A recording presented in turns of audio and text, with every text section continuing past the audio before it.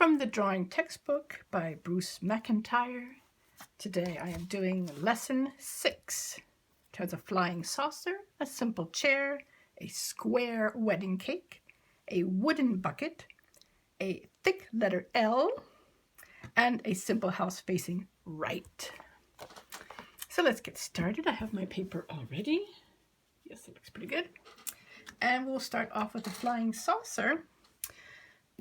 We need to start with the glass dome first, which is just like a semicircle, and then the bottom part, which is a foreshortened circle. That's the glass dome. And then we have the flying saucer, which is also a foreshortened circle. Goes behind, and we can see it through the glass dome and up front. And then we have the bottom part of our flying saucer. It comes like this. We're going to give it 3 legs.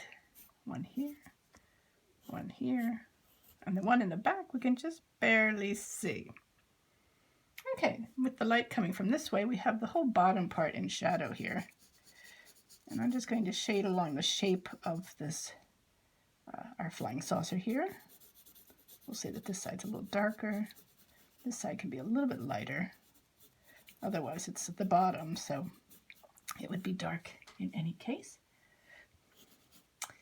And this is the flying saucer. We can put a little radar dish up top. Put a little, this is kind of an antenna, I guess.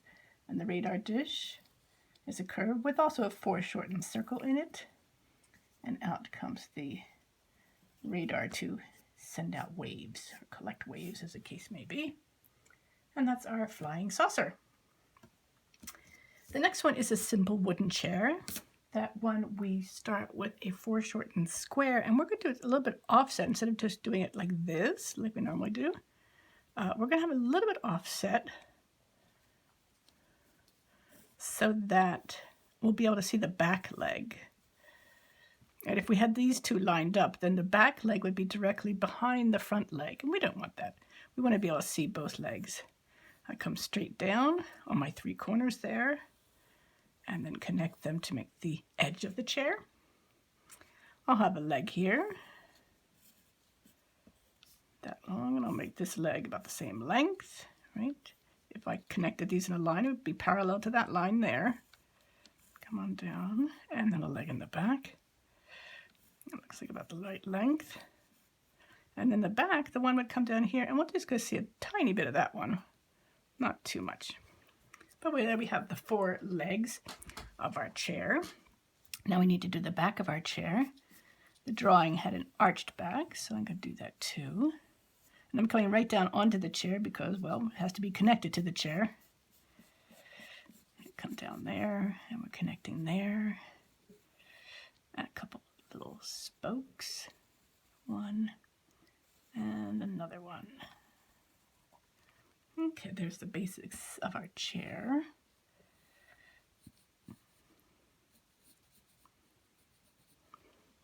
And we'll need to shade it in. So we can have some shading here on the side of this one. And on the inside of this one, because this, again, is away from the light. We always have the light coming from that angle. These guys would have a little bit of shading too on that left side. Here we'll have this part in shade here, definitely. And all our legs will have some shading on the left side. Just going to do a little bit angled. Oops, more like that angle would be better. To show that these legs are a little bit round. This one gets some too. And this one as well. And there's our table, or our chair, sorry, our chair. Yeah, that looks done now. Good. We could have a little shadow on the floor.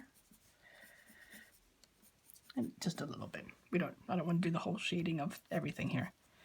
Okay, that looks good. That's our chair. The square wedding cake, we're going to do a very short foreshortened square for starters. This is the top layer of our cake. I'm going to come down and make it a pretty big layer so we can see it nicely. There's the top layer of our wedding cake. That's the first of the three. The second one, we're going to go off to the sides here and come up front. And these will all be in one line, what's coming down here. So all these things will line up. That should go to there. And I'm coming down here. Here's my second layer. I like to draw those vertical lines first before connecting them generally. There's my second layer of the cake. And the third layer is going to come out from here.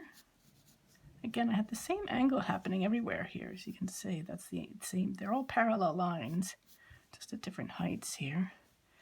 I'm going to draw him this line here. And this line is going to be parallel to that line. Going to bring down the side of our cake, which again lines up all of those. These are all vertical lines. Connected there and connected here. That's our wedding cake. We're going to have the light coming from this angle, so this whole side of the cake is in shade. Not a very fancy wedding cake, but it just gives you the idea of stacking boxes on each other. Right. The vertical lines always stay. It's the parallel, and the other ones are parallel too. Makes a nice stack of cake, of boxes there, or the wedding cake. The wooden bucket starts with 2 foreshortened circles. We're going to put one, that's the inner part of my bucket. Right, so a wooden bucket is made with a bunch of wooden slats all kind of glued together. Here's this. There's my foreshortened. This is the inner part of the bucket. This is the top edge of the bucket. I'm going to come down and make the bucket itself, and I curve the bottom line because it's round, of course. We're going to have a line inside here, and it'll be mostly in shade. We're going down and down, more like down that way and down that way. Did I do that right? Yes. We don't see any more other lines here. There we go. This is going to come down here. This is going to come down. These lines are all coming in a bit. That one I don't need anymore. We're going to shade the inside of my bucket here. Like I have water in here. There's my water in my wooden water bucket. And it's a very messy water job. And then we will have some shading over on here because the light's there. So this is the inside of the bucket and it's going to be in shade. You won't see that. Just like we will have shade on this side of the bucket. I hope you can see that there's my hand in the way. Sorry about that. And there'll be a little less shading as we come along. But I like to make the shading kind of roundish to get the feeling of the shape of the bucket. Let's put on our handle.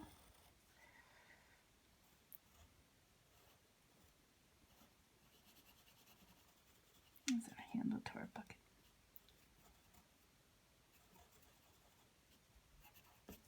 Right, and that's our wooden bucket. No, actually I'm not done. I need to draw these other bands holding it around together because that's how wooden buckets are made. Where you have the vertical slats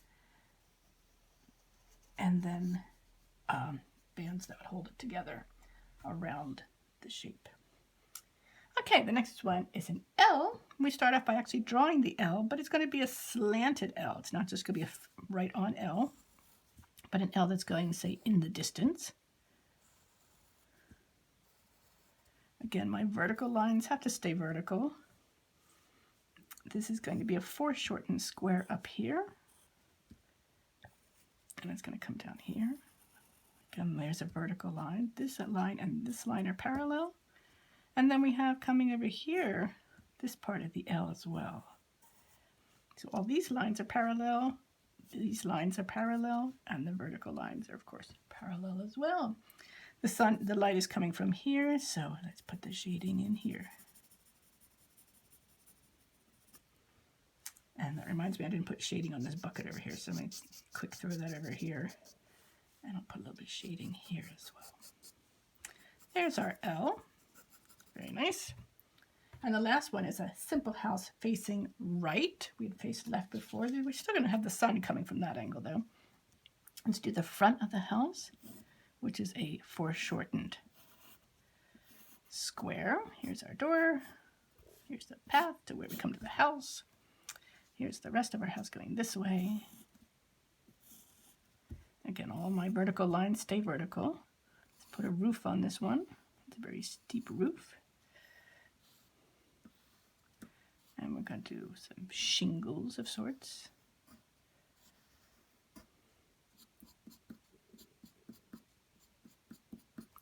And we'll put a window in here. Now the window is going to be a little bit thicker because I'm going to put it has the depth of the house there.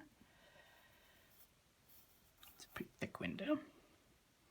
And there's our house, our simple house. We need some shading on this side of the house because my light is coming from over there again. So let's shade this side of the house. I'm just shading all of it.